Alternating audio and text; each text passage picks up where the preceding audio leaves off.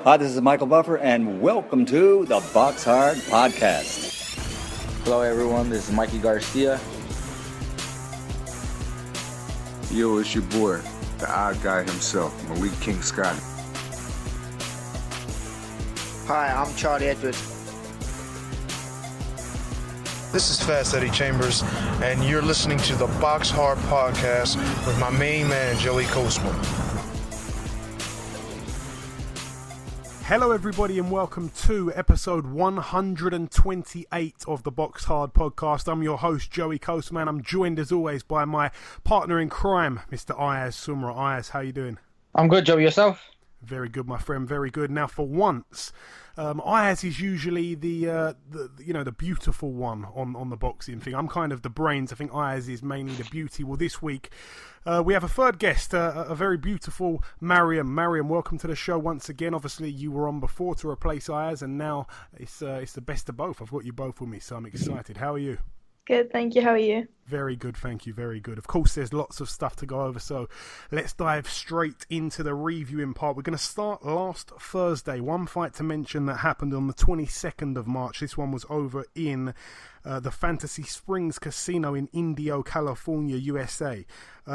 There's a kid on this bill called Ryan Garcia. I think he's only about 19. He had a real, huge amount of amateur fights. He was a very good amateur, and obviously he's turned pro now. He moved to 14-0. He's got 13 knockouts in those wins there, and this one was a very quick one. A first round KO against Fernando Vargas, who, if I'm not mistaken, I think went 9 rounds with Jamie McDonnell, just getting the measuring stick out. I think that was on the 9th of April, the night that Joshua become a world champion and beat Charles Martin at the O2. I think he went 9 rounds with Jamie McDonnell that night. So quite a statement there from the young man, Ryan Garcia. That one was for the NABF Junior Super Featherweight title. That's a bit confusing. Junior Super Featherweight title. Yeah, I've got that right. Moving over now to the Seminole Hard Rock Hotel and Casino. This one in Hollywood, Florida, USA.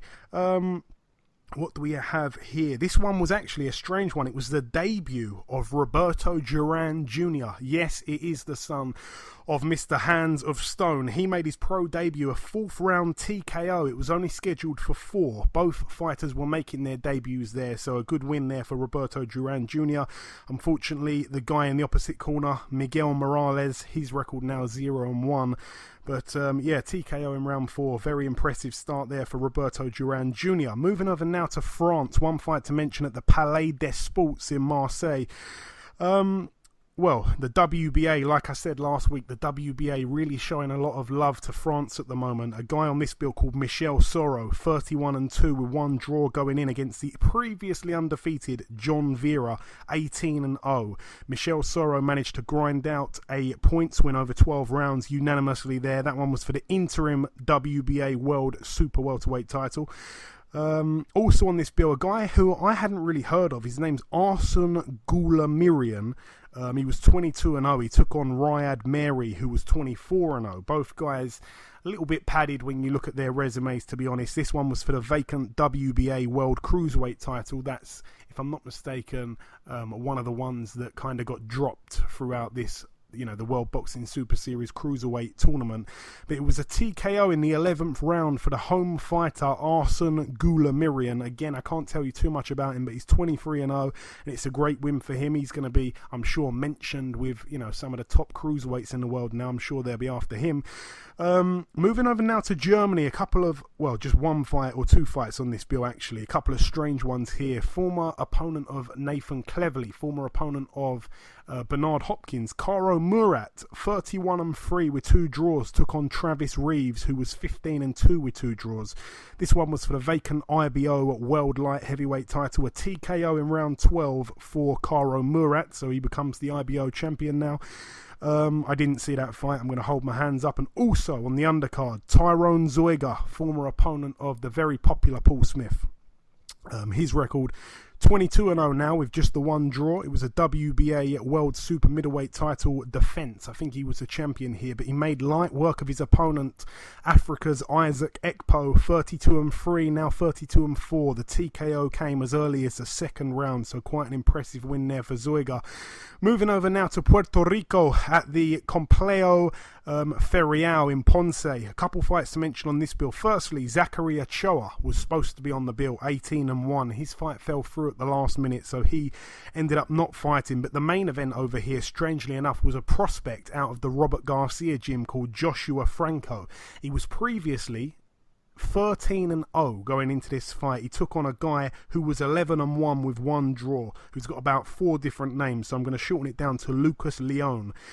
Now, Lucas Leone was actually down in the second round, but in the 9th round he got a TKO where the referee, from what I'm hearing, jumped in very, very early. People are going absolutely crazy on social media about the stoppage. I haven't been able to see it. I regret to inform you, but apparently the stoppage was really bad. I tried to look for footage on YouTube, but it's not on there. So I'd like maybe perhaps if somebody has seen it to let us know what you thought about it. But Joshua Franco loses his O, unfortunately. He goes by the name of the Professor as well. So bad night there for the Professor. 13-1 now, Joshua Franco, a TKO against him. Moving over now to Russia. One fight to mention over here. This one was actually at the Basket Hall in Russia. Just give me just a moment here to pull this one up. So 2 or 3 fights to mention on this bill. I think just 2. There's a guy who, to be honest, Ayaz, I think we spoke about him just briefly last week. Mariam, maybe you're not too familiar with this guy, but he's a guy from the Ukraine. In fact, no, sorry, he's from Russia. He's based, though, over in Big Bear. I think he probably trains alongside Abel Sanchez. But anyway, his record now, 33-0. A real, long streak in terms of undefeated streaks right now. And he's a welterweight. He got in there against a guy called Pavel Mamontov, who was 12-6 with 2 draws. Seems quite clearly overmatched there, and it was a unanimous decision over 10 rounds for Konstantin Ponomarev. So he's now 33-0. Like I say, I'd like to see him step it up a little bit here, but he became the Russian champion here. The title was vacant before the bout. And the final fight to mention on this bill, Andrei Sorokin, 14-0. He moves to 15-0. He's a guy from Russia. He's 33 years old. He took on Ryan Ford. Again, Ryan Ford at one point was linked to fight Anthony Yard. That fight fell through. He's a Canadian native. He's 36. In his last fight before this, he lost to Fedor Chudanov over 12 rounds for the WBA International. But this fight here was for the WBA Intercontinental, and Ryan Ford lost. So he's now 14-2, and Sorokin remains undefeated. Like I say, 15-0. Not too much power he carries, though. Only the 4 knockouts for him. Moving over now to the O2 Arena, the big one for the Brits, of course, over here. Just going to quickly fly through the undercard. Craig Richards moved to 11-1. It was a TKO in round 3 against Ivan Stupalo.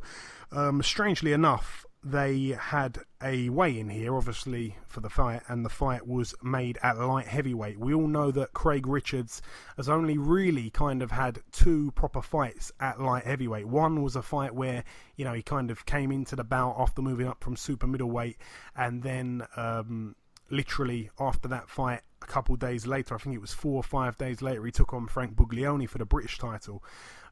This fight here, strangely enough, he came in over the weight. Just by a little bit, only by a quarter of a pound, but even still, so he kind of weighed in, as harsh as it may seem, he weighed in as a cruiserweight. But yeah, his opponent did make the weight, but anyway, he knocked the guy out in 3 rounds, no title on the line, no big deal, I suppose. 3 rounds there. It was scheduled for 6. Jamie Cox moved to 25 wins. He's got the 1 loss as well. It was a KO in the second round against Harry Matthews, who had a record of 15-25 with 2 draws. Easy comeback fight there for Jamie Cox before he takes on John Ryder on the Hay Bellew 2 undercard. Anthony Fowler moved to 5-0. It was a TKO in round 5 against Kalilu Dembele, who was undefeated actually going into the ring with a record of 6-0 with 2 draws. Dembele was down twice.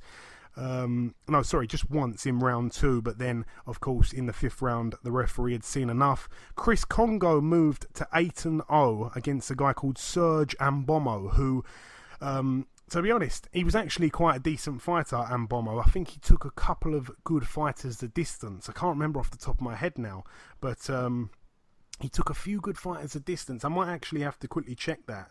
But yeah, basically this fight here, it seems unimpressive simply because this was the only fight on the entire bill that went to the cards. All the other fights ended in knockouts. But yeah, he just recently, the opponent here, gone 8 rounds with David Avanesian, former world champion, and also he beat the undefeated at the time Tomuka Mucha as well. So quite a decent opponent there. Like I say, he took Chris Congo 6 rounds, a win there for Chris Congo. Derek Chisora moved to 28-8. He had his man down and out with a humongous overhand right that we don't get to see too much from Chisora. He looked quite explosive there.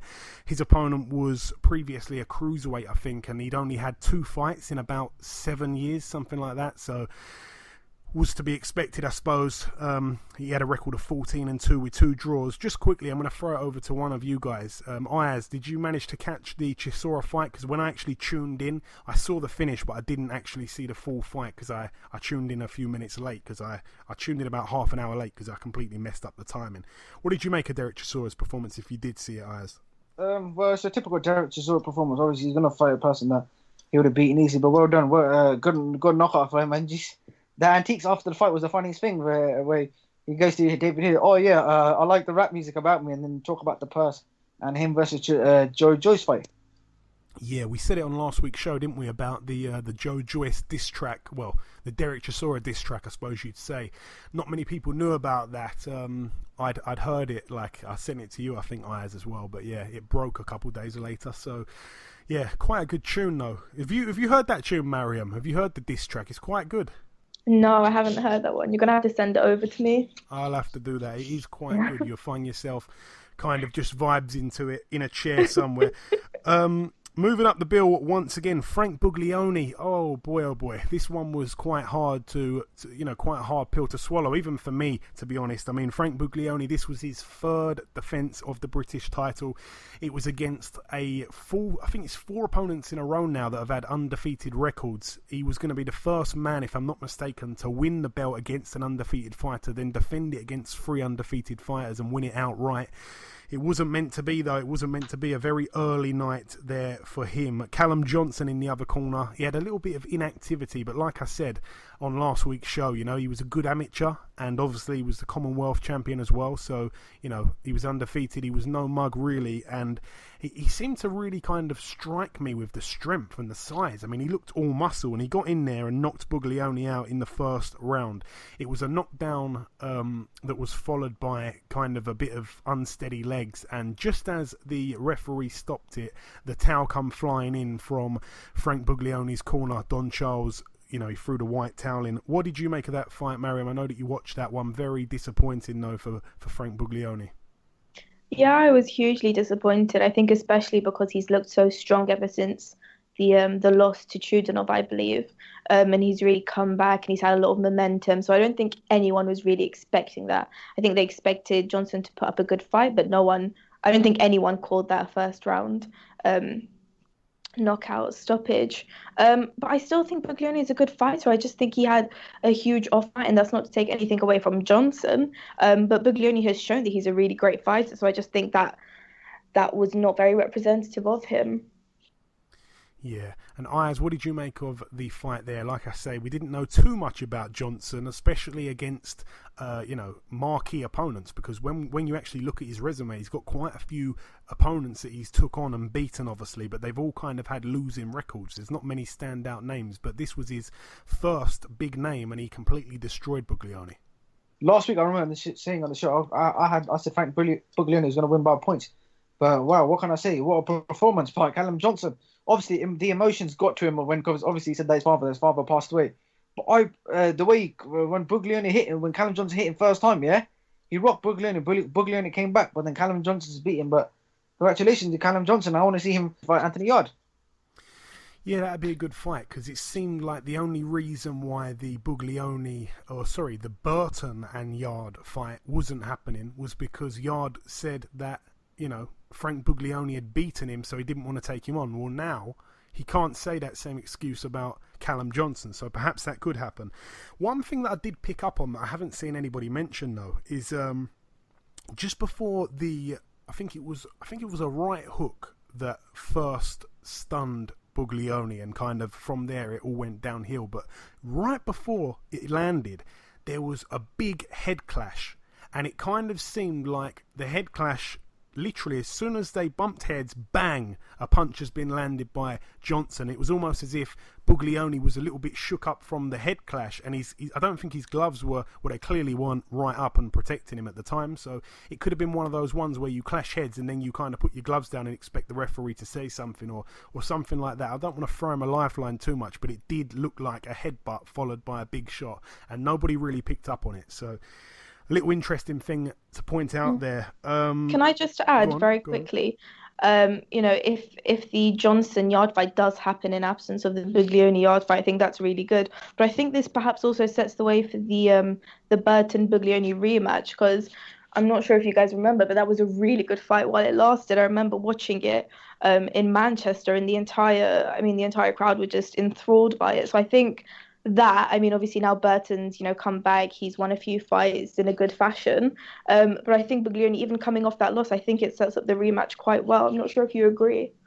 Yeah, no, how can I forget the great fight first time round? I think that would be good, but I feel for Buglioni because I do want him to kind of get the rematch, even though it sounds a bit silly. I'd like to see him get a third defence of the title to win it outright, because you do kind of have to say to yourself, he was offered, I think it was about 120 grand to take on Yard. Now, I don't think Yard would have finished him in a round, and also he got there was interest for him to take on Kovalev, to take on Andre Ward at one point. He turned those down to try and win the belt outright, and the worst thing that could have happened against those guys is he'd have got knocked out as well, in the first round. So, I hate to kind of be an after-timer, but in the aftermath, looking back now in hindsight, he's probably kicking himself about that. So I feel gutted for him because, like we all know, he's one of the most genuine guys in the business. We all incorrectly predicted last week for Buglioni to win the fight on points. Me, you, Ayaz, and also the listeners. We were completely wrong with that one. So a big red X there, no points for that one. Moving up this bill once again, Lewis Ritson, boy oh boy, he moved to 15-0, a TKO in the second round against Scott Cardle, the previous holder of the British title, and that is Lewis Ritson's second defence now. I was saying that I think all in the space of 5 months, he's won the title and defended it twice. All in 5 months is quite incredible. Remember, he's only 24. We really, we kind of run away with the potential that this man has got at the moment. There's really no limit to where he can get to. Very destructive performance, Ayaz. I'm going to come to you first. Wow, oh wow. Blown away once again by Lewis Ritson. Yes, well, another win for Lewis Ritson, another shock defeat, another shock win. I saw some videos like he's a Golovkin, the Triple G of England. The Geordie Golovkin, yeah. Yeah, that's the Geordie Golovkin. I was like, wait a minute, what? But well done. He obviously firstly beat John Murray, was it? Sorry? Joe Murray. Yeah, Joe Murray beat Joe Murray, and now he beat Scotty Cardle. I heard it was good, a very good win for him. But at the start, you can see like they're having a tear up first round, and the second round, bam, Ritson beat him. But apparently, they're building up a fight between him and Josh Kelly. Yeah, I think that's probably one for the future. And when I say future, probably at least a year, I reckon, before that would happen, if that even happens. I think that they're both looking such promising prospects. I'm not quite sure that Hearn would want to collide them this early. It's a very different relationship he's got compared to the ones that I think he had with Okoli and Isaac Chamberlain. I think that it's not quite that relationship. I think he's really, deeply embedded in both of their careers, whereas you would say between Okoli and Chamberlain, he was kind of more on one guy's side. Most people believe that anyway. Mariam, what did you make of his performance? Isn't he really, turning up every time now and just looking better and better every time?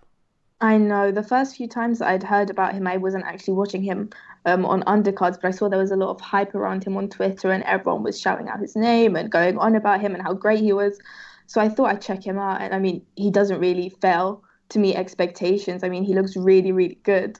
But I mean, I would really hesitate in terms of calling him the Geordie Golovkin, even as a joke, because I think we all know how big of a fan I am of Golovkin. I don't think anyone's at that level or looks to be, on that trajectory just yet. But no, I really like him. I think he's a great fighter.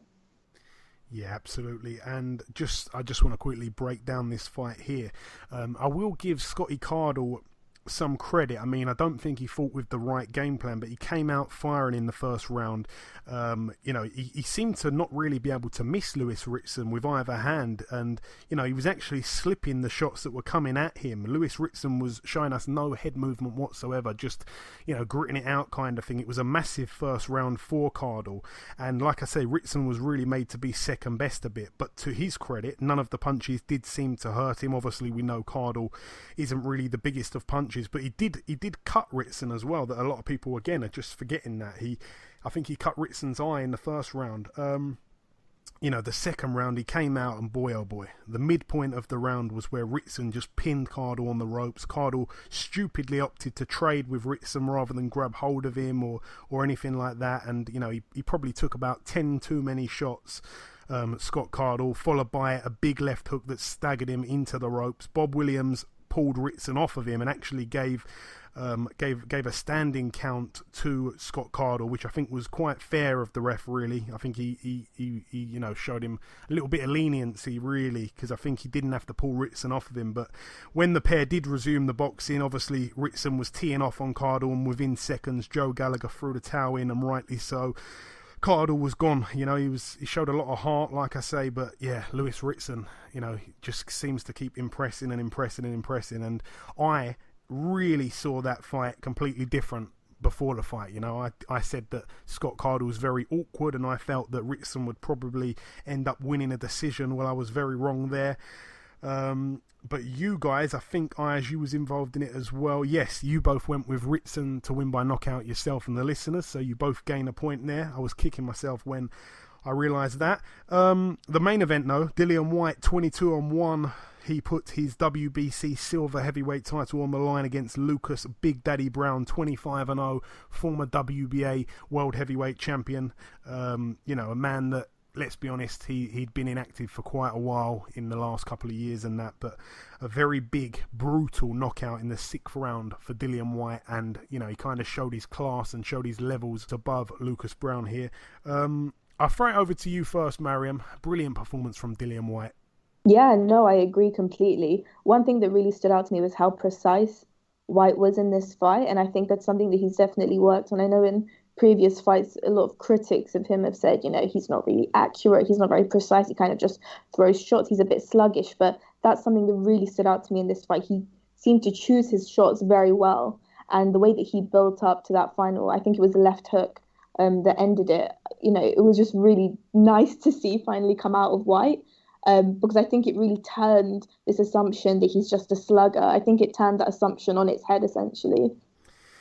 Yeah, I think, the way I saw the fight, I mean, the first round I didn't think was a particularly great round. I think that, nothing was really landed, nothing eye-catching, but you'd obviously have to give the round to Dillian Whyte. I think that we saw straight away that Lucas Browne was carrying a bit of weight around the belly. I'm not quite sure why. He seemed to be the much slower of the two fighters, Browne, and he looked very, very one-dimensional. Very bad footwork from him. He just simply lacks those fundamentals of the boxing game. He's too easy to hit. He's got a bad defense. Dillian was working his jab very well, which I like to see. Lucas kept walking into it a lot. I gave every round to Dillian Whyte, and he was busting Lucas Browne up. But Browne, for most of the fight, I will say, was on the front foot to his credit. Dillian, most of his work really in the entirety came off the back foot, which I suppose was quite impressive from him. We don't see that too often either. And Browne kept switching stances repeatedly. I don't know why he was doing that. Nothing was working there whatsoever. He couldn't work Whyte out at all. And then, like I say, in the 6th round, I think it was just 38 seconds into the 6th round, bang, a huge left hook, put Browne to sleep, face down on the canvas, brutal finish, and, Browne needed to be carried out of the ring, which we don't like to see. But a big statement by Dillian Whyte, who, he wasn't only live on Sky, but also in the States on HBO. Ayaz, what did you make of his performance? Very brutal from Dillian Whyte. Let me say something. That on when he fought Lucas Browne, the jab was the most effective thing he did. You can see by the jab, he was hurting him with the jab. Whyte was just hitting him with the jab. To this Whyte I've seen, you can see like he's conditioned himself very, very well. He's lost a lot of weight and he's carried a lot of muscle. But he busted Lucas Browne up within the second and third round. And you can see Lucas Browne's face is a whole messed up. Obviously, Dillian Whyte was hitting him. But like I said, the jab was the most effective thing in the whole fight. That's why Lucas Browne got hurt. And obviously, towards the sixth round, that right, was it left hand or right hand, sorry? Left hook. Sorry, yeah, left hook, yeah. And knocked him out ice cold. When I saw that knock, I thought it reminded me of when Juan Manuel Marquez knocked out Pacquiao. Oh, yeah. Yeah, another brutal one. What I will say, I correctly predicted Whyte to get the stoppage win, so I managed to come back from my 1 point deficit this week. You and the listeners' eyes both agreed that Whyte would win on points. I think we could tell really from the first round that, you know, Browne wasn't going to last the 12 or the 10. I think it was 12. Was it 12 rounds or 10? I think it was pretty sure it was. Yeah, I think it was. Yeah, it was 12. Yeah, so I didn't think he'd even last 10. To be honest, I didn't think he'd even last 5. Really, the way the fight was going. But yeah, credit to Dillian Whyte, a huge win, and you know, he moves on now to bigger and better things. We all want to see him in there with, you know, one of the big names. I'd like to see him in there with not Dillian Whyte. I'd like to see him in there with Deontay Wilder. I got confused because both their initials are DW, so you'll have to forgive me on that. But yeah, that really wraps up the reviewing. That is the end of that. Just before we wrap up part 1, there's one last thing to do. That, of course, is to welcome our very first guest. Ladies and gentlemen, please welcome the trainer of some of the best talent that the UK has to offer. It's, of course, Mr. Peter Fury. Peter, welcome to the show. Yeah, pleasure. Hey, it's my pleasure, sir. A little fact I just want to give out to the listeners that may not know. Peter Fury actually kick-started our podcast. He was our first ever guest on this show. That was back in 2015. So Peter's a very special guest on this show. But Peter, we haven't spoke on this show for almost a year. At the time when we did speak, I think it was in the build-up to the first proposed Parker Fury fight when it was set to happen in New Zealand. Obviously, that fight fell through. It ended up happening in September in the UK. Just a couple of notes on that fight itself, Peter. I know that you were obviously in the corner on the night, but have you had a chance to, I'm sure you've had a chance to sit down and watch it back, and if so, did you score it, and how did you score it? It's one of them, you know, when you're very close up and you're looking at it, and you're seeing a lot of the shots thrown being blocked, you know, and the quality of the shots, the one who was controlling the pace and everything, I just had Hughie a clear winner. I had him at least 4 or 5 rounds ahead of it. So I never even had it close, but that's, everybody's got their opinion. That was my opinion of it. And those two 118, 110, you know, 118, 110 scorecards in favour of Joseph Parker, were they some of the most fortunate scorecards an away fighter has ever really had on UK soil, you feel? Yeah, the scores are bent, aren't they? You know, they done that with an ulterior motive, so it's not possible to have that wider margin. It's ridiculous. You know, I think... you know, those people listening to Joseph Parker's corner, and I think Kevin Barry said, look, in the 10th round, that Joseph Parker needed a knockout to win it. So it just goes to show you, you know, that how the scores were absolutely disgusting, to be honest. Shouldn't be allowed in boxing. Yeah, I totally agree. I can't really remember how I scored it, but I felt that Hughie, you know, put on a little bit of a boxing lesson, to be honest.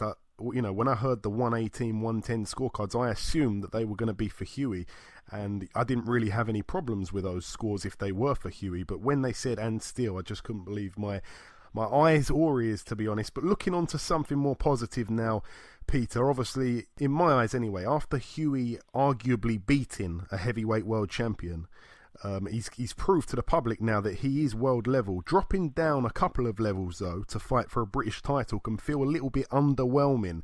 Obviously, you know, Hughie skipped the domestic scene to challenge for the world title in the first place. So why was there such a step back kind of thing? No disrespect to the British title, of course. It's not a step back. It's a fight back. It's a good fight. It's a heavyweight fight for Channel 5 TV. And it was the only fight that was available to us. So, you know, we've tried to get a lot higher ranked opponents, but for one reason or another, they didn't fancy the job. So, you know, here we are. full credit to Sam Sexton because he has stepped up to the plate. But like I said, we've done a lot of inquiring for a lot of fighters, even ranked 2 and 3 in the world, 5 and 6, up to 8, 9, 10. All in the top 10. We tried quite a few actually. And obviously, before the Parker fight, Hughie was out of the ring for quite a while. After the fight, by the time this next fight comes around, it would be 8 months after the Parker fight. Why? Because even that seems quite a long time, I felt, because I felt he won that fight, so did you, so did everybody, really. Why was there like an 8-month break? Was he injured at all? Was it maybe he needed some time out to get his head right again? What was it, Peter? No problem at all. He had Christmas off and he's been training from January. So he's been constantly ticking over. Hennessy Sports, their first show they could do was in May. So wasn't too amused with the time scale. But it's perfectly fine because we're going to make it up after the fight. So expect Hughie out 3 to 4 times this year. So he is going to be busy. We're looking to have him out again in July, all being well with this one in May. So, and then he'll fight again towards the end of the year. Excellent. So once again, Hughie will be fighting the reigning British heavyweight champion Sam Sexton. The fight will take place on May the 12th in Bolton. It will be shown, as you said, on Channel 5, which is brilliant news for fight fans. Sam Sexton's a man that's gone undefeated for almost 6 years now. Obviously, he carries 3 losses on his resume, but they were to 2 men, twice losing to a very fresh and undefeated version of Derek Chisora. The other one was to David Price back in May 2012. What else do we know about Sam Sexton, Peter? I think Sam Sexton's underrated. I think he's very durable. He's got good boxing skills. He moves as well. He's not somebody that comes in overweight. He's fit. He's in shape. He's got a very good trainer. So, it's excuse me. I think he ticks a lot of boxes. It's a good domestic fight, this.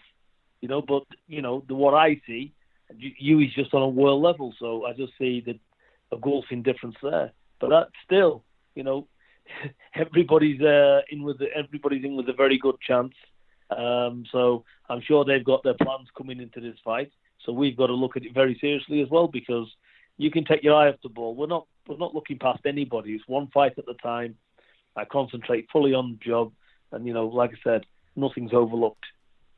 And as you said, Hughie Fury would perhaps be fighting twice more, providing all is well in this fight here. He'd perhaps fight 2 or 3 times more before the year's out.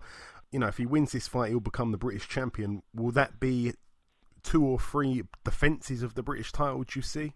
No, well, we're looking back to get back on the world stage as fast as possible. Yeah. So, that's where we're at. If somebody wants to fight for the British title, it's interest to us, we'll have a look at it. And if not, we'll just move on to bigger fights. Yeah, absolutely. Moving on to a couple of other fighters and fights now, I just want to mention here. What was your reaction to Dillian Whyte's brutal knockout win over Lucas Browne on the past weekend? I think Dillian Whyte did what he had to do. He looked well, he trained well, he put some lovely shots together, and he did what he had to do, and it was a stunning performance. However, Browne, I've never rated Browne. He's not really a finesse boxer. He's just a big, tough fellow. He's got power in his hands. Like I said, his movement, his boxing. I just don't. I didn't rate his performance at all, to be honest. So it's just what it is. I think Dillian Whyte he's in a different league to the likes of Browne. And when you put fighters in like this with each other, you can see the gulf of difference. And this is what happens. Yeah.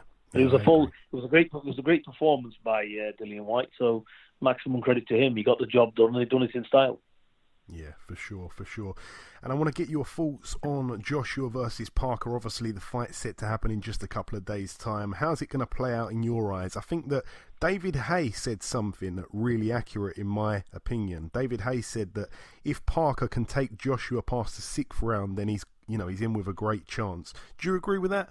More or less, yeah. I think Parker's got to use his boxing skills. He's got to, but he's fast hands as well. And the good thing with this fight is, Joshua can't run into Parker because he has got power himself. So he's not somebody that can't punch.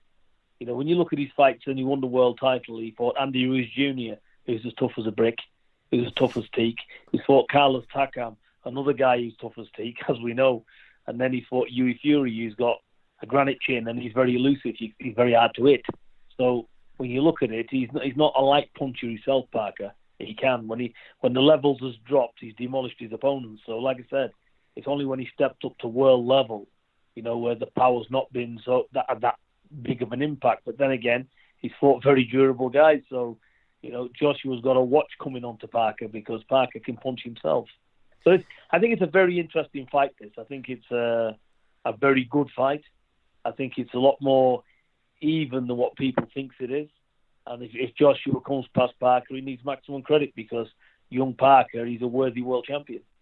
Yeah, for sure. And I must ask you a question or two about Tyson, Peter. You've both obviously parted ways. You were the man that guided him to the world titles. You were the man that set out the game plans. You were the man that provided the workout plans for Tyson to shed all the weight. You were the mastermind behind his career, to be honest. You did an outstanding job with him. He was undefeated. It was perfect. Why did this beautiful thing come to an end? I mean, it seems so unfair almost for boxing fans. I don't discuss family issues with anyone, so it's a personal matter. We had, coming through his career, he's the loveliest young fella on the planet. There was, unbelievable. It was a fairy tale what happened. He went over there, we struggled, and we done everything to get the mandatory position. He kept knocking him back, and he persevered. His perseverance, and we went over there, and he had a fantastic win. It was one of the best nights of all our lives in boxing.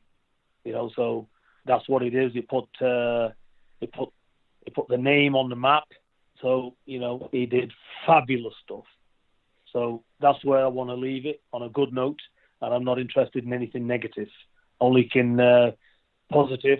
I'm not interested in what happened after the Klitschko fight because I think it's all a disaster.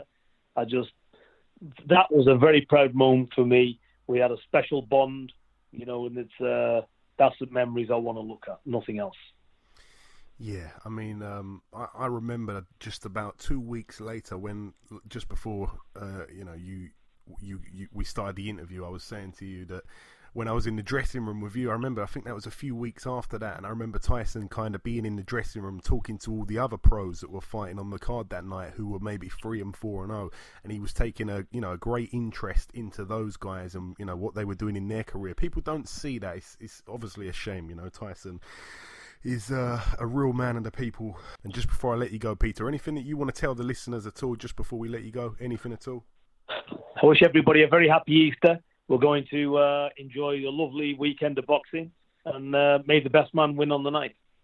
Absolutely. Listen, Peter, it's always a pleasure having you on the show. It truly is, Uncle. Best of luck for May 12th. Thank you for your time, and we'll catch up sometime after. You're welcome, young man. Thank you. Bye-bye. Okay, now it's time for part 2 on this week's show. This part, of course, the news part. Let's go over now to the Trevor McDonald of the boxing world, Mr. Ayaz Sumra. Ayaz, what you got for us? Right. Ismael Salas has split up with Jorge Linares. Yeah, it's a strange one because, of recent years especially, his link up with Linares has kind of made him quite popular over here. And I think when he was over here with Linares, that was the real times where I think the British fighters that have now linked up with him, i.e. David Hay and, the rest of them, they kind of got to see him, I think, when he was over here with Linares, and that they're now with him, and now it seems quite bizarre that he's split with Linares. I don't quite know the ins and outs of it. I think, if I'm not mistaken, I think that Ismael Salas has actually bought a house over here now, so maybe he's based over here and Linares didn't want to be. I don't know, because Linares is weird, isn't it? He's from South America, he fights in America, but I think he lives in Japan, and then his trainer's going to be in the UK. It's all a bit crazy, so quite a strange one, especially the fact that Linares has got a humongous fight coming up. But yeah, it's bizarre. But I'd like to see who he ends up working with, really. But hopefully it works well for him because I'm a fan of Linares, and I give him credit for taking this fight on May 12th. Right, Amir Khan will be training with Joe Goosen after Virgil Hunter had some health issues. Yeah, first and foremost, our wishes and well wishes go out to Virgil Hunter on behalf of all of us. I'm not quite sure of which kind of health issues he's having. I don't know if it's physical or anything like that, but whatever it is, we wish him all the best. He's been a great trainer to a number of fighters, and we don't want to see him in any kind of health problems at all. But yeah, Joe Goossen's a good trainer. I'm not quite surprised, to be honest. I'm not very surprised, to be honest. I know that Amir Khan's been out to that gym a few times, the Goosen gym in California. He's done quite a few sessions over there with the guys there, Ricky Funes as well. And it's not really a surprise because Amir Khan's quite flashy and all that. I'd have been very surprised if he linked up with a UK trainer. So yeah, he's got Joe Goosen, who's now travelled over to the UK to train him, which I did find a little bit surprising, the fact that he travelled over here, because Joe Goosen's like a very sort of proud American guy, but I'm not quite sure who he's training at the moment. So maybe that's why, it's kind of a good thing at a good time for him. So yeah, credit to them both. I like Joe Goosen as well. He doesn't take no rubbish from nobody at all. So yeah, that'd be interesting. He knows his boxing very well. Right, Terence Crawford will fight Jeff Horn on June the 9th at the MGM Grand Garden Arena, Las Vegas. Yeah, firstly, it was a shame that the first fight fell through. It was set to happen on April 14th. As I said a couple of weeks ago, I think now there was going to be boxing every single week for 9 weeks. All great fights every weekend. And obviously on the 14th, Billy Joe against Martin Murray, that fell through. So did this one in the States. So there's no boxing now on the 14th. But to the delight of boxing fans, both those cards have been rescheduled in pretty quick succession. So it's good to have them both rescheduled, both set for June, and this one here, June 9th. I'm happy that it's going to happen. I'm still not too over the moon with the fight, because I think there's only going to be, or most people believe that one man's going to win it quite easy. Some kind of a bit of a cakewalk, really, most people say, and I kind of tend to agree with that. So I'm happy that the fight's happening, but once again, I don't think it's a fantastic fight. But yeah, I'm glad it's been rescheduled, and Jeff Horn is hopefully being paid very well for it, because that'll probably be the last time he's in a world title fight, I'd imagine. Is that it for the news, Ayaz? Yes, that's it for the news. Okay, thank you very much, Ayaz. Moving over now to the previewing, a few fights to mention here, there and everywhere. We're going to start, though, at the Guildhall in Preston, Lancashire, United Kingdom. We have, what do we have? We've got one fight to mention on this bill. It's a bit of a weird one. Jack Catterall, 19-0, takes on Nathan Hardy, 7-19 with 3 draws. I think that Jack Catterall's got a fight coming up on his promoter Frank Warren's card. I don't know when it is. I think it might be on the Leeds undercard, Warrington and Selby. But anyway, whoever he's fighting on that card, I think I even know, but it's slipped my mind at the moment. But anyways, he's getting out once again before that on on another promoter's show. So he's in there against a guy with a losing record. I'm sure it's just kind of like a fight to keep him ticking over kind of thing. It's a 6-rounder, so all the best to Jack Catterall. Moving over now to the BT Convention Centre in Liverpool, Merseyside, United Kingdom. 2 fights on this bill. One of them, another Frank Warren fighter who's fighting on another guy's card. It's Lerone Richards, the sniper, 10-0. His opponent yet to be announced. And the main event over here, I think he said Michael, it might be Michal. Anyway, Michal Sirowatka, 19-1.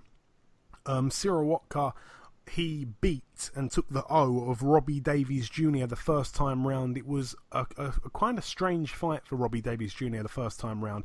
I think he was winning the fight, and then he got caught and he ended up being knocked out. So he's very bravely gone straight back in with this guy. I think he's had no fights in the interim. I think he's just literally jumped straight back in with this guy, the Polish fighter Sirowatka, and I got to give him a lot of credit for doing that. He wants to avenge his sole defeat on his resume. It's a 12-rounder. It's for the WBA Continental Super Lightweight title, which was the belt that Sirowatka took from Robbie Davies Jr. So lots and lots of credit to Robbie Davies Jr. I really hope he can prevail this time, and in good fashion, because even though I'll be in Cardiff, I'll be definitely having him in the back of my mind, and I really hope he can do it, because he's a real nice guy. Moving over now to the Marina Bay Sportsplex in a place called Quincy in Massachusetts. A bit of a mouthful that. Those are the types of venues that I like. What have we got over here? Jason Quigley, actually, 13-0. He takes on Daniel Rosario Cruz, who's 11-3 with 0 draws. He's just 11-3. It's an 8-rounder there. That one's going to be shown on ESPN2 out in the States. It's a co-promotion with Golden Boy and Murphy's Boxing, that one. Jason Quigley recently linked up, as we know, with Dominic Ingle. So, I think it's strange. I thought he'd probably be fighting over in the UK a bit, but I don't really know who he's with. I think is he still with Golden Boy? Does anyone know? Jason Quigley. I think he is. Yeah, he still is. He still is, right. So, yeah, he's fighting over there but training over here. So I wasn't quite sure what had happened when he moved over here to train. I thought that perhaps, his contract was up or something. But I like him. Again, he's been on the show a couple of times. In fact, I think just once. But anyway, everybody that has been on the show is part of the BoxHard family. So my well wishes are with Jason Quigley, 13-0. I'd like to see him step it up a little bit, though, I must say, if I'm being honest. And now moving over to the final bill to mention, it's going to be the big one, of course, at the Principality Stadium in Cardiff, Wales, United Kingdom. Lots and lots of fights to predict on here as well. We've asked our Twitter followers as well to give us a hand there. Starting on this bill with Sean McGoldrick, 4-0. He takes on Ricky Little, who's 3-2 with 1 draw. Josh Buatsi, 4-0, takes on a guy called Bartlomiej Grafka, who's 20-28 with 3 draws. That's a 6-rounder there. What I will say about Josh Buatsi's opponent, actually, he's a guy that, like I say, he's been in with quite a few notable names. Of his 28 losses, he's only been stopped 5 times. He went the distance with Robin Krasnicki, who we know very well. He went the distance with Mark Heffron. He got knocked out by Zach Parker. He went the distance with Lennox Clark. He got knocked out by Tom Baker. He also went the distance with Paul Smith over 6 rounds, the very popular Paul Smith. And he got knocked out in 2 rounds by very hotly spoken about this week, Callum Johnson. So, yeah, he's been over here quite a few times. I don't really see him giving any problems to Josh Buatsi, but that's a 6-rounder there. All the best to Josh. Morgan Jones, 12-0, takes on a guy called Mose Ulmatagi Jr., who's 9-1 with 2 draws. That's a 6-rounder there. Anthony Crolla gets out on this bill as well. His record 32-6 with 3 draws. That's an 8-rounder there against Edson Ramirez, a Mexican with a very padded record, to be honest. His record 18-2 with 1 draw. I think it's going to be an easy win for Crolla, probably even a stoppage, to be honest. Joe Cordina, 6-0. It was a late replacement. It was supposed to be... Was it supposed to be Andy Townend? And he's now been replaced by Hakeem Ben Ali, who's 19-5. Joe Cordina, like I say, 6-0. This one's for the vacant WBA International Lightweight title, which it seems quite crazy that he's actually fighting for that so quickly. It looks like they're going to try to move Cordina quite quick. But yeah, this guy, of his 5 losses, he's only been knocked out once. That was against a guy who, to be honest, I'm looking at him now. I don't know how to say his name, and I definitely haven't heard of him, so I'm not quite sure how good this guy is. He's a Belgian fighter. Moving up the bill once again, Josh Kelly, 5-0, fights for the vacant WBA International Welterweight title against the former IBF 154 World Champion Carlos Molina, who was on our show last week, 28-8 with 2 draws, never been stopped though. That's a 10-rounder there. We got to give our predictions on this one, Ayaz. Mariam, you can join in with the predictions as well. Not that they're going to get scored with us on the scoreboard kind of thing, because we've been doing it for so long, but you can just, participate in it just purely in case if you get any wrong, people can abuse you next week and stuff. Fab. Yeah, Ayaz, I'm going to come to you first. Josh Kelly and Carlos Molina. How do you see that fight playing out? I'm going for a Josh Kelly knockout. Josh Kelly knockout. Okay, well, you reckon he's going to be the first man to stop Molina? Okay, our listeners have gone with Kelly by knockout as well. I will say that would be a huge statement if it does happen. Mariam, I'm going to come over to you now. How do you see that fight playing out? Yeah, I can't disagree. I don't think it will be as easy because obviously Molina's bringing a lot of experience to the table. But yeah, I don't see anything other than a Kelly stoppage. Right, I'm going against the grain as I do. I'm going to go with Kelly to win on points. I do want it to be very competitive because I do like I've got a soft spot for Carlos Molina. He was on our show last week, and he's a real good guy, and he seriously seems up for it. Anybody that hasn't listened to last week's show, the interview I did with Molina, there was something in his voice. I know that it can sound a little bit cliche, but sometimes you speak to people when you truly feel that they believe what they're saying, and you become a believer just hearing them speak, and that is the kind of vibe he gave me. So I hope it is quite a competitive fight. I don't want to see him get humiliated, but yeah, I'm very much a huge Josh Kelly fan at the same time, so I want him to do well as well. Huge credit as well to, not just Josh Kelly, but also his training team, Adam Booth, and even Eddie Hearn for putting this fight on. It's a brilliant, brilliant fight. Huge step up in class. Ryan Burnett, 18-0, puts his WBA Super World Bantamweight title on the line against Yonfres Parejo, 21-2 with one draw. Parejo, a man that has only been stopped once, but, he lost a split decision to Zanat Zakhainov, the guy that Burnett beat in the unification bouts, and also he got knocked out by Hugo Ruiz back in 2012, but Ruiz is a really big puncher, to be honest, so no shame in that. It was an 8th round stoppage back then. So in my eyes, I actually see Burnett winning this on points. I don't think he's going to stop Parejo. Our listeners, though, just to quickly check where they are on this, the listeners have gone with a Burnett knockout, so they're going against me. Ayaz, how do you see it, Burnett and Parejo? I'm going for a Ryan Burnett win on points. Yeah, I thought you would. And Mariam, how do you see that fight playing out? I could see it happening like that. I wouldn't be surprised with a late stoppage, just because I think Ryan Burnett, like I said previously, he's got a lot of momentum right now, and he is, just on the up and up. So I wouldn't be surprised if we were to see that. It would kind of make sense. It would be the next step. But yeah, I'm not gonna stray too far from your points prediction. Okie dokie. Moving up the bill once again.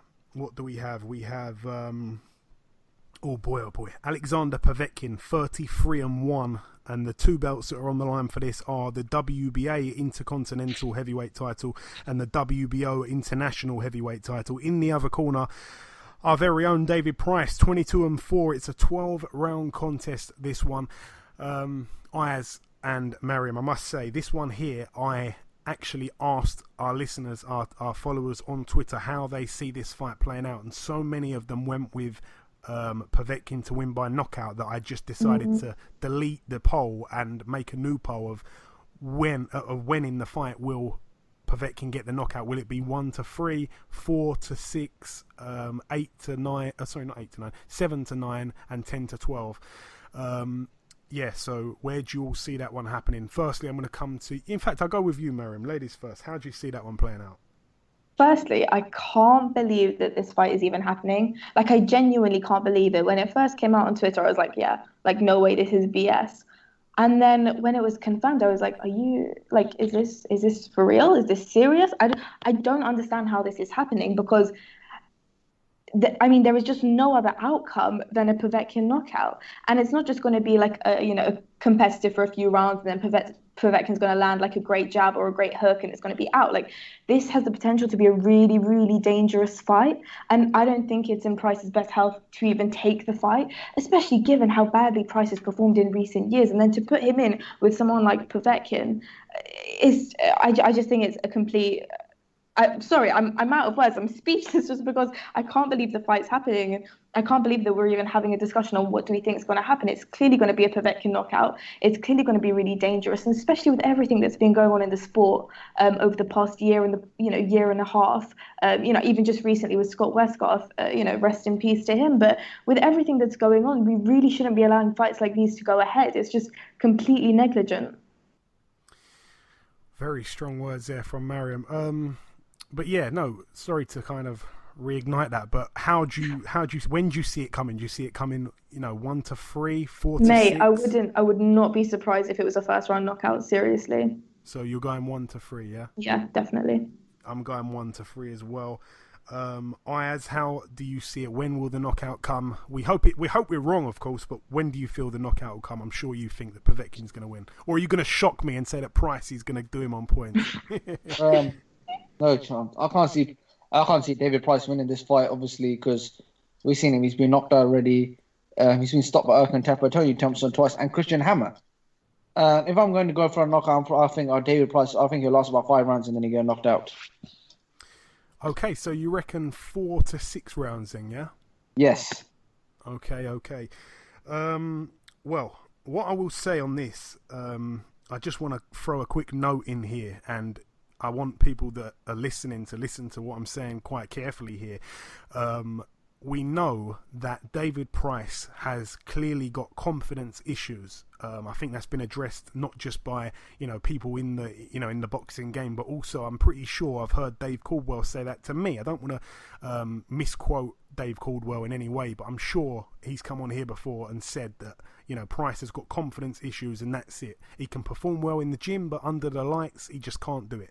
So I just want to know, the handlers, the managers, the promoters, anybody involved, anybody that's had a hand in making this fight, how on earth have they decided to put Price in here when he's got confidence issues? They're putting him in a stadium with 80,000 people in, so he's just not going to be able to do it. And not only that, but if you look back, he's been knocked out in all his 4 losses, and they've all been arguably to drug cheats, okay? I don't want to point the finger too much, but we know what happened with Tony Thompson.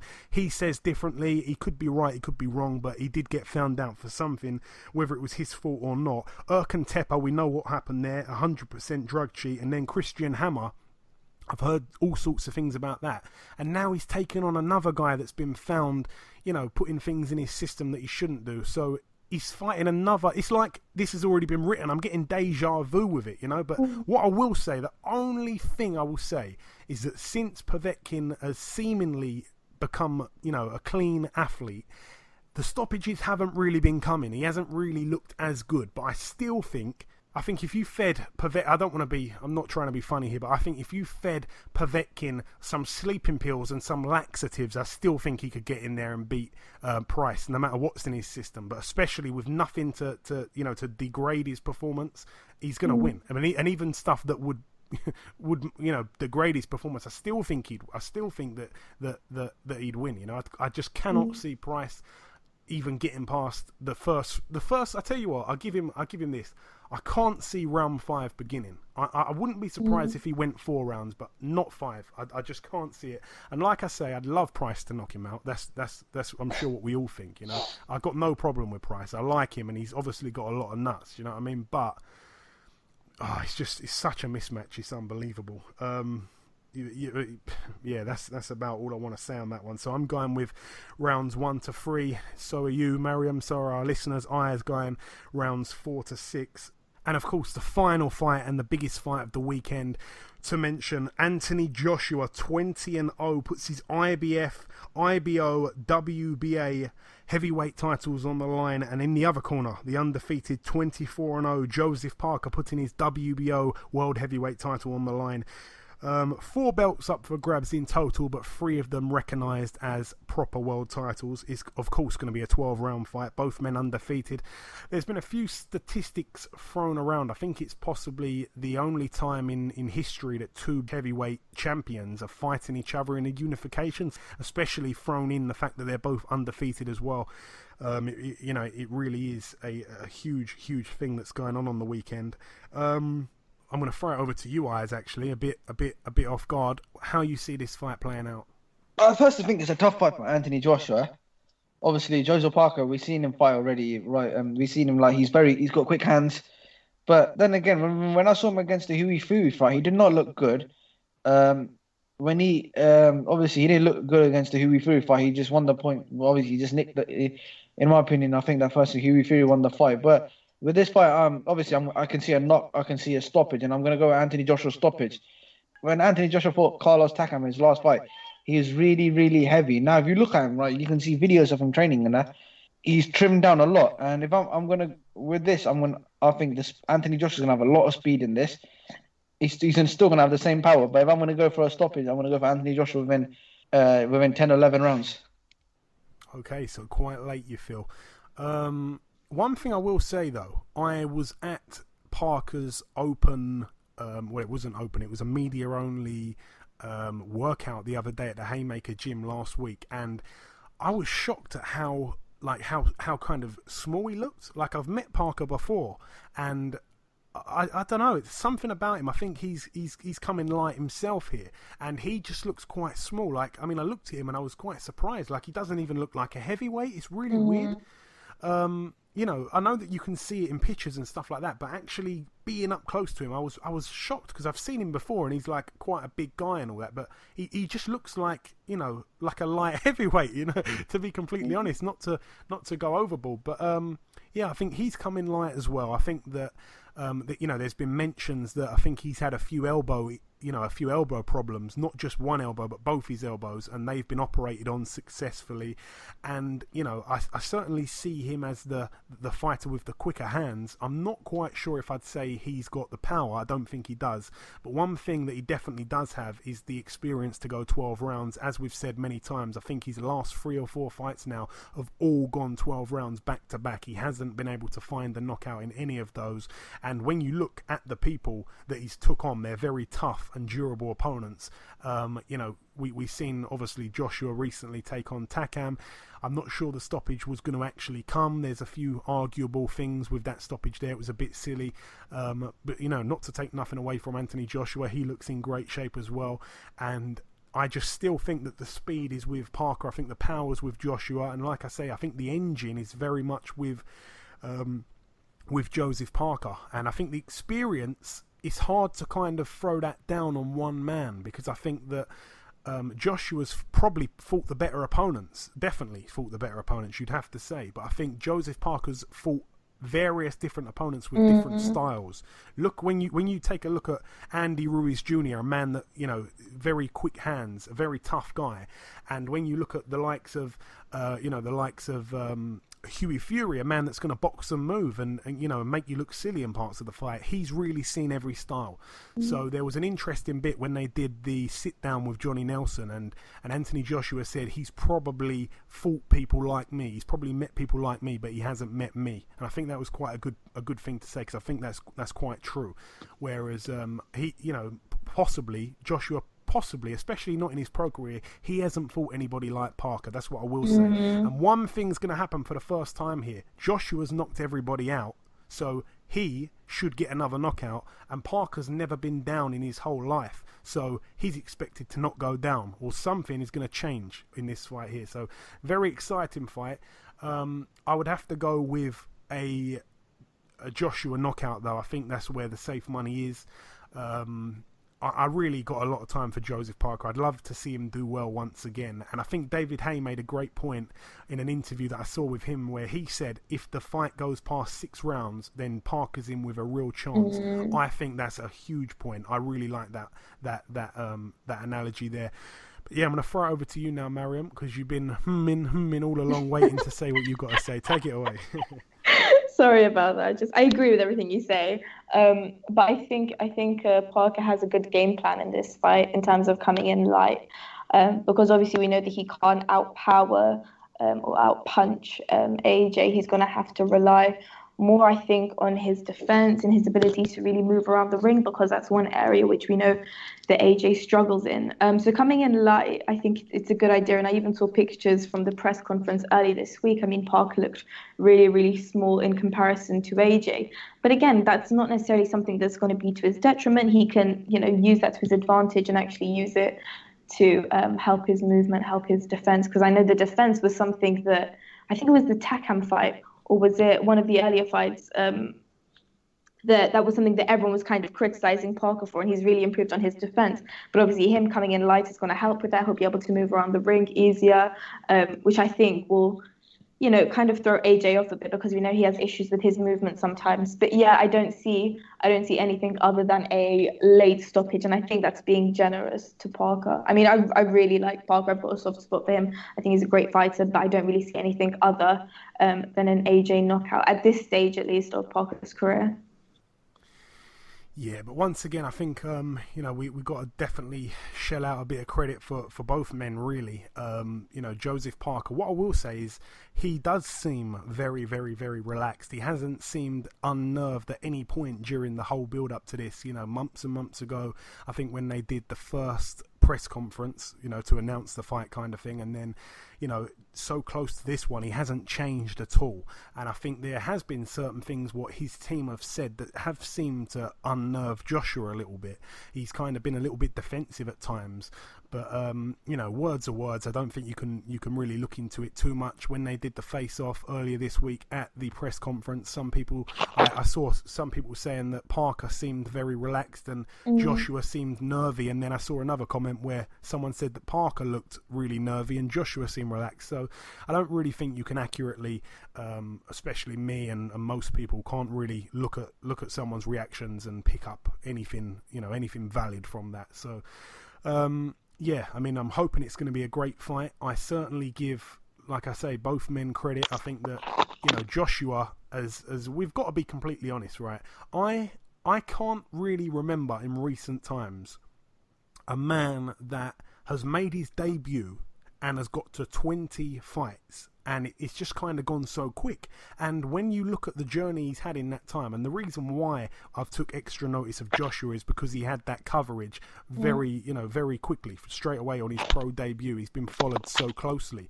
And he's already at 20 fights. And you kind of think, where's the time gone? I mean, if we're going to get the measure and stick out a little bit, I am pretty sure, I could be wrong, someone will have to correct me, but I'm pretty sure, I don't know if they made their debut on the same night, but I'm pretty sure that Charlie Edwards signed with Eddie Hearn on the same week that Anthony Joshua did, and they both did a press conference. They were both sat on the top table. And when you look at, Charlie Edwards, I think he's had about, 13 fights, something like that. Joshua's had 20 fights, and look at the opponents he's took on. Obviously, Charlie Edwards had that one world title fight, and that was a brilliant opponent. But aside from that, I mean, he hasn't got any names in there like, your Dominic Breazeale's, which, again, at the time, we didn't really know how good Breazeale was. He's proved to be a fantastic fighter. I really rate Breazeale. So, yeah, I think Joshua, sometimes I think we need to cut him a little bit of slack because he's actually fought some top guys. And let's be honest, he's done a number on all of them. No matter what you think of the Klitschko fight, whether he was losing at the time of the stoppage and it was a bit questionable and all that, I think we've got to give him a bit of, cut him some slack. But, yeah, I mean, he's gone to 20-0 and he's been, he's never really failed to impress and failed to deliver. So credit to him. It's a very, very tough fight for him. Like I say, he's either going to get carried to 12 for the first time and not score any knockdowns and win a points decision, or Joseph Parker for the first time is going to find himself on the floor. Something's going to happen, or Joseph Parker's going to put Joshua on the floor, which has happened before, of course, but the JUCO team would be if they heard me right now, they'd be chanting and banging drums that I said that. But yeah, great fight. I'm hoping that it lives up to its expectations, and that's that. May the best man win. I can't wait to be there ringside, to be honest. Anything else that any of you want to add just before we wrap up the show, bring in guests too? Nothing springs to mind, no. Nothing. Ayaz, you all good? Oh no, that's it. Okie dokie. Like I say, just before we wrap up part 2, there's one last thing to do. That, of course, is to bring in our second and final guest. Ladies and gentlemen, please welcome the reigning IBF Super-Middleweight champion of the world, Mr. Caleb Truax. Caleb, welcome back on the show, my friend. Good to be back, man. Hey, it's my pleasure, sir. It's great to have you back on. So, Caleb, first and foremost, the rematch against James DeGale has been signed. It's set to happen in just 10 days' time in Las Vegas on the undercard of Lara versus Hurd. How excited are you for the return fight? And I'm sure you're even happier that this time around the fight's happening on American soil. And not only that, but this time you go in as the champion. You go in not just believing that you can beat James DeGale, but knowing that you can beat James DeGale. Yeah, I'm excited, man. This is we basically knew the fight was gonna happen as soon as the original was finished up. We just were waiting for the date and location, and they settled on Las Vegas. I was hoping it was gonna get made in Minnesota. There, Minneapolis was in the running for the rematch, but I guess logistics didn't work out, so we're headed to Vegas. I would have came back to London too, though, man. I liked it over there. It was fun, and the only thing that sucked about it is the plane trip, man. Yeah. But no, Las Vegas is going to be fun. I've never fought there before. I can't wait to go out there and experience it. The big fight atmosphere is second to none out there. And like you said, man, I'm the champ now, and I know I can repeat the performance I had in December because I'm in great shape. I've had more time to prepare for this fight. And to tell you the truth, I'm more motivated for this fight than I was the first because, I'm the champion. I thought I won pretty convincingly. And I'm still a huge underdog. I think I was 6-1 at somebody posted that I was 6-1 on the books right away. But no, man, I'm just motivated to go out there and prove everybody that it wasn't a fluke and silence all the critics and silence James DeGale too. Yeah, absolutely. Just a note on the fact that the fight is happening in America. James told me last week that he kind of felt like he wanted to get the win on your home soil like you did to him. That was somewhat to do with why the fight was happening in America. Is that true, though? Why is it really happening in America from your view? I'm not sure. I didn't think there was ever a talk of it going back to England. From my understanding, it was either going to be in Las Vegas, Los Angeles, or at my home soil, Minneapolis. And from what I heard, he didn't want to come to Minneapolis to fight. So I don't know if that's true or not. But either way, it's in Las Vegas, and it ain't gonna make no difference where it's at, man. I'm like I tell everybody, I'm a fighter. I'll go wherever. I don't care if it was in James DeGale's. Literally in his backyard, as long as they put a ring there and some people get to watch, I'm cool with it.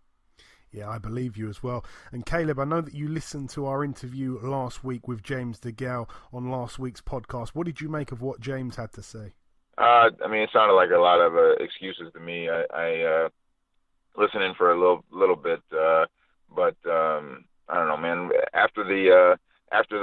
Before the original fight, all I heard was his shoulder was great.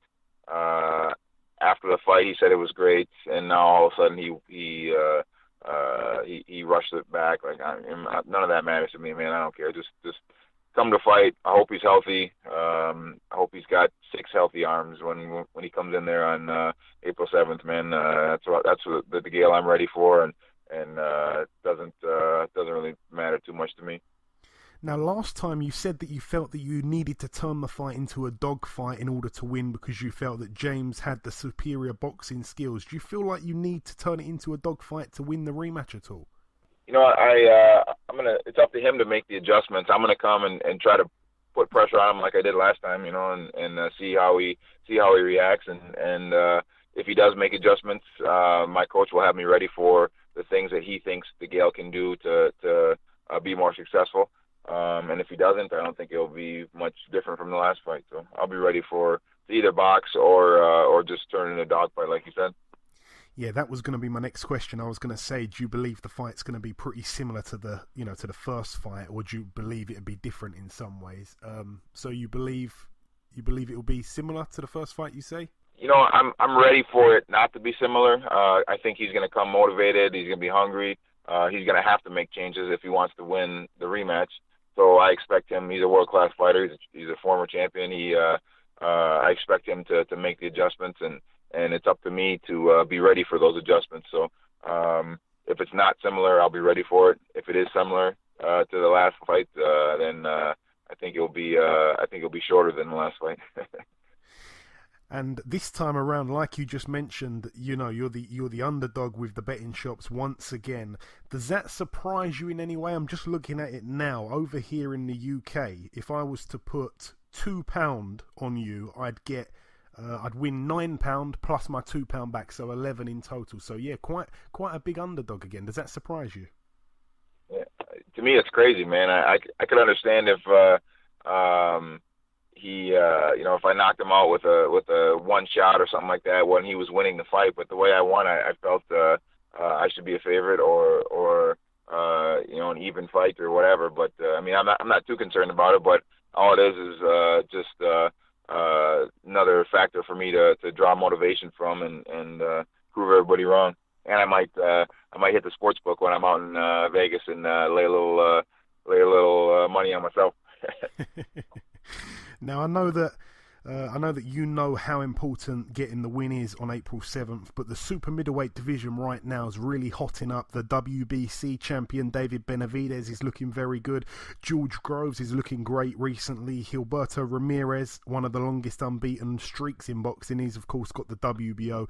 Uzcategui recently also picked up the interim IBF title. Is there anybody that I've mentioned at all that is somewhat on your radar, or are you just completely focused on James and you're not looking elsewhere at all? I'll tell you, like I've told everybody else that I've done interviews with leading up to this April 7th fight, is I don't want to fall into the same trap that I think that he fell into before our December fight, which is looking forward and counting your dollars and trying to figure out who you're going to fight next. So I'm 100% focused on DeGale. Once this fight's over, I'll let Al Heyman, I'll let my promoter, Seconds Out in Warriors Boxing, they'll come up with best for me, and I want the biggest fights out there, man. I'm a little long in the tooth, man. I'm 34. I don't know how much longer I'm going to be boxing. While I'm doing it, I want to get the most out of it and make the biggest fights and satisfy the fans and take care of my family.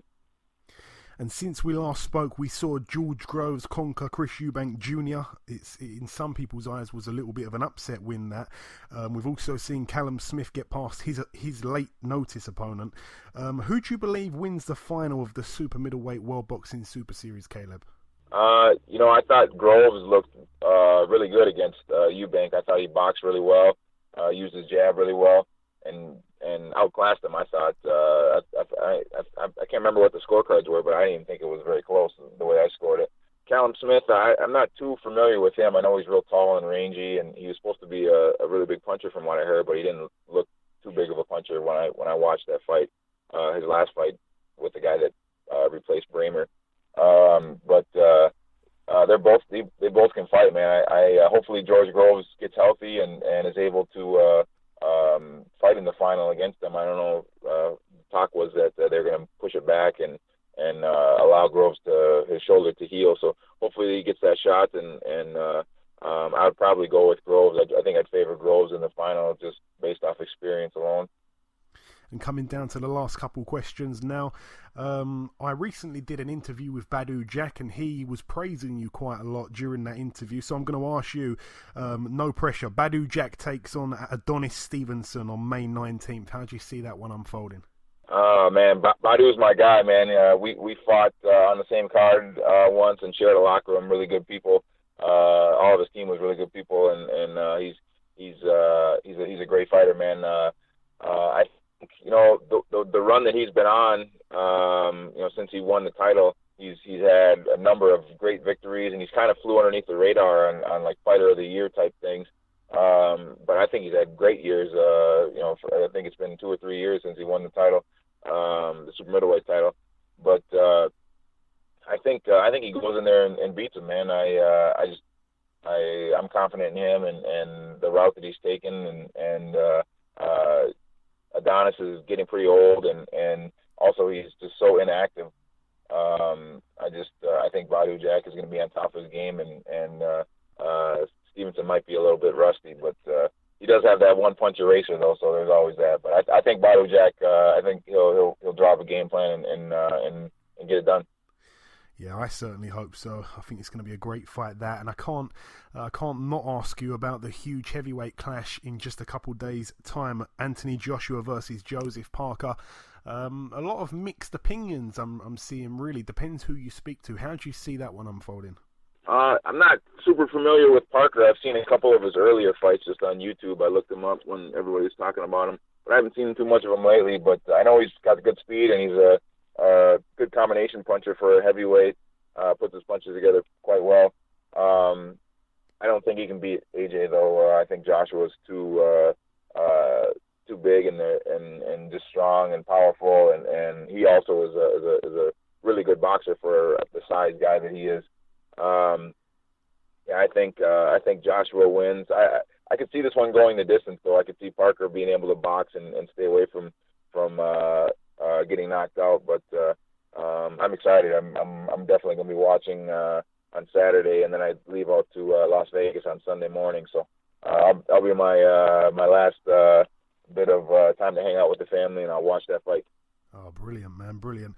And I must also ask you your prediction for April 7th, if you have one. I asked this same question last week to James. He said that, well, he didn't actually give me a method, whether he saw himself winning on points or by a stoppage, but he did say he believes he'll win with flying colours. How do you see it, Caleb? That's what he said last fight, too.